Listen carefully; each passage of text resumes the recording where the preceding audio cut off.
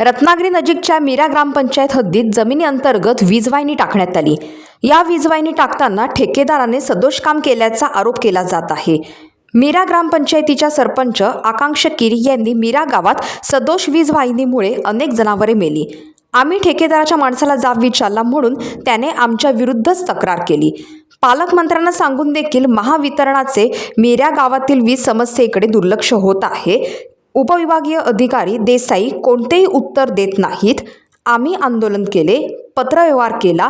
मीरावासियांनी हक्कासाठी लढणे चुकीचे आहे का, असे सरपंच आकांक्ष किर यांनी म्हटले आहे। ग्रामपंचायतीचे सदस्य आदेश भाटकर यांनी स्ट्रीट लाईट 24 तास सुरू असल्याचे म्हटले आहे, तर ग्रामपंचायत सदस्य अनिता शिरदनकर यांनी आता मीरावासीय काय तो निर्णय घेतील व आम्ही मीरावासीय सदस्य मोर्चा काढू असे म्हटले। इतकेच काय तर आत्ताच हाती आलेल्या माहितीनुसार 13 जुलै रोजी सकाळी 11 वाजता अधीक्षक अभियंता कार्यालय नाचणे रोड रत्नागिरी येथे मीरा ग्रामस्थांचा भव्य मोर्चा निघणार आहे। बाबू भाटकर ग्रामपंचायत सदस्य, सध्या प्रशासकीय म्हणून काम करतो, सदस्य म्हणून पाहतो। जी MSCBची स्ट्रीट लाईट किंवा जी आमची MSCBला 3 वर्षापूर्वी दिली अंडरग्राऊंड जी लाईन दिली आहे ही सध्या स्थिती किंवा चालू होण्यापासूनच पूर्ण बरबाद झालेली आहे। पावसामध्ये मागच्या पावसामध्ये 5-6 गुरं मेली आहेत। त्या दरम्यान मनुष्यहानी पण होऊ शकत होती, पण कुठचेच साहेब लोक आमच्याकडे दुर्लक्ष करतात, प्रशासन लक्ष देत नाही। आम्ही मागच्या वर्षी उपोषण केलेलं होतं, पालकमंत्री साहेबांनी स्वतः त्याच्यामध्ये लक्ष घातले होते, पण त्यांनाही न जुमानता अधिकारी लोकांनी लक्ष न देता पुन्हा आम्ही जनता दरबारमध्ये 2दा गेलो होतो, पुन्हा तेच झालं।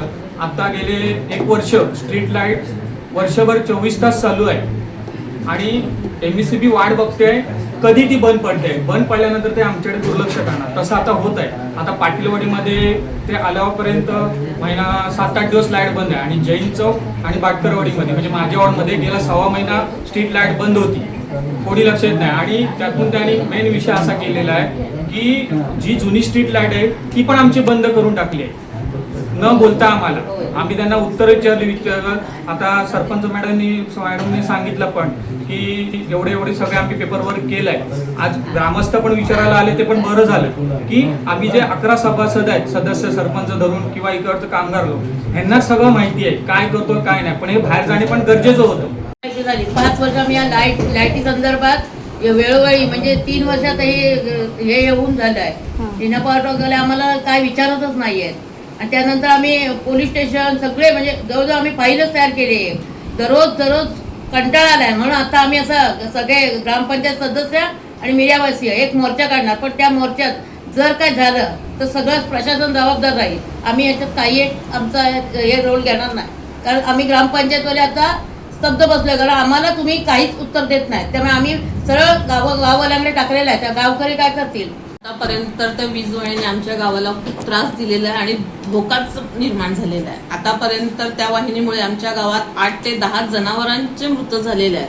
आता MSCB वाले फक्त माणूसहानी होते का ह्याची वाट बघतात। वारंवार पत्र व्यवहार करूनही उपोषण करूनही आमच्या गावाला कोणी दाद देत नाही। याने पालकमंत्र्यांच्या भेटी सुद्धा झालेल्या आहेत, त्यांनी वारंवार त्यांना सांगून सुद्धा ते काय आमच्या कामं काय करत नाही। 2दा जनता दरबारात गेलो, 1.5 वर्षापूर्वी पण गेलो होतो आणि आता 8 महिन्यापूर्वी झालेलं त्यावेळी पण आम्ही जनता दरबार, तेव्हा पालकमंत्र्यांनी कडक शब्दात सांगितले नव्हते की मीरावासियांचा प्रश्न तोडगा काढा म्हणून, आणि प्रांत साहेबांना सुद्धा सांगितलेलं होतं की सोमवारी यांची मीटिंग लावा। आम्ही सोमवारी जाऊन पालकमंत्री हजर नव्हते, कामानिमित्त बाहेर गेले होते, म्हणून परत शुक्रवारी आम्हाला बोलवलं आणि शुक्रवारी पण ते हजर नव्हते आणि आम्ही सारखं त्या पालकमंत्र्यांना पत्र व्यवहार करून आम्हाला एकही उत्तर देत नाही। स्मरणपत्र सुद्धा काढलेलं आहे तरी पण नाही, प्रांतांनाच देसाई साहेबांना, तरी आम्हाला काय उत्तर देत नाही। आता त्या गोष्टीला किती महिने झाले बघा, तरी पण आम्ही तशीच आहोत अजून। आणि त्या देशमुख साहेबांनी आम्हाला स्वतः एक पत्र दिलेले आहे की आमचं काम अपुरं आहे म्हणून मीरा ग्रामपंचायत ते हँडओव्हर करून घेत नाहीये।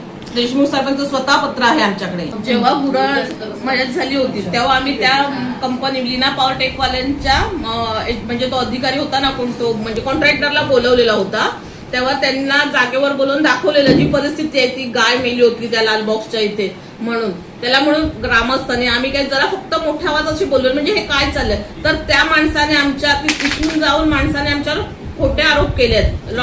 अपहरण, मारहाण आणि खंडणी मागतल्या प्रकरणी. हे बघा, तिकडून आम्हाला पत्र आलेलं आहे. हे आरोप आमच्यावर उगाचतरी केलेले आहेत. म्हणजे मिरावासियांनी मोठ्या आवाजात बोलणे म्हणजे आपल्या हक्कासाठी लढणे सुद्धा चुकीचं आहे.